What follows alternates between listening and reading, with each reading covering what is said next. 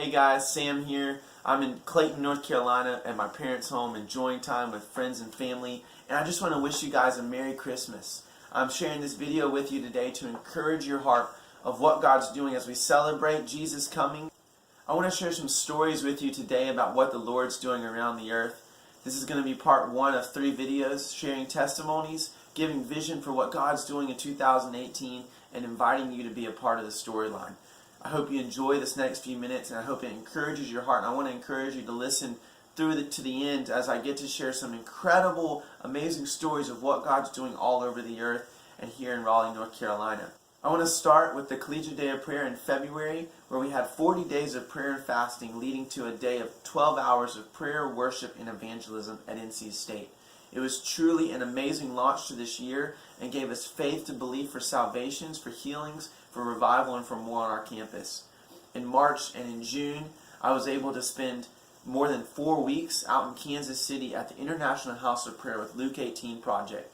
There I was able to serve as they had students from all over the country come for several weeks to receive teaching and encounter God and to pray and to fast and believe God to bring revival to their campuses. It was such a privilege to be there as we saw students from all over the country, from California and Texas and New York and Pennsylvania, North Carolina, South Carolina, come together and say yes to Jesus and to believe for an awakening on the college campuses of America today.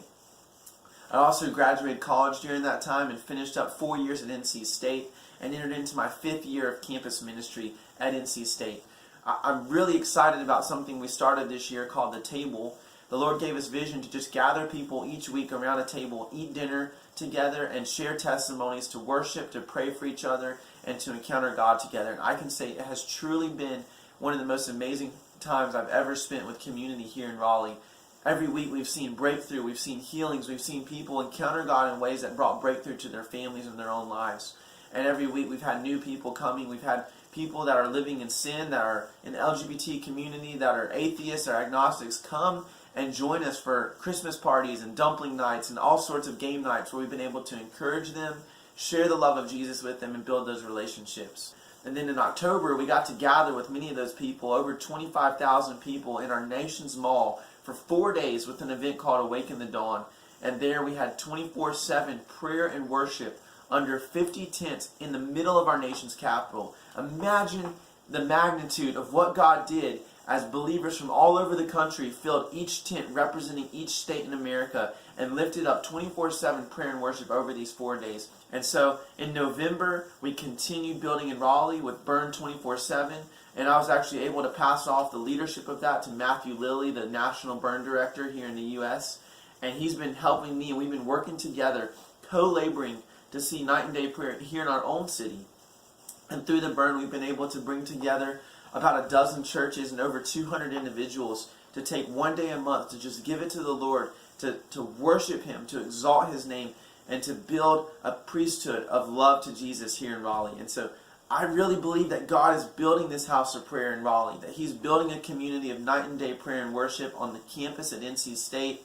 He's building a community of radical lovers of evangelism. And I just want to encourage you to jump into what He's doing. This year has been absolutely amazing for me, and I'm really excited. Next week I'm getting to take 15 students to One Thing out in Kansas City once again, to our second home out there. And we're doing 4 days of worship, of teaching, of encountering God and getting vision for 2018. I want to encourage you to watch it live on the ihopkc.org/onething website and check it out. It's an amazing time every year for our community. Also, I just want to share a last testimony. On Fridays, we've been gathering students for what we call harp and bowl worship. Revelation 5:8 talks about the golden bowls of incense with the harps of the angels being played.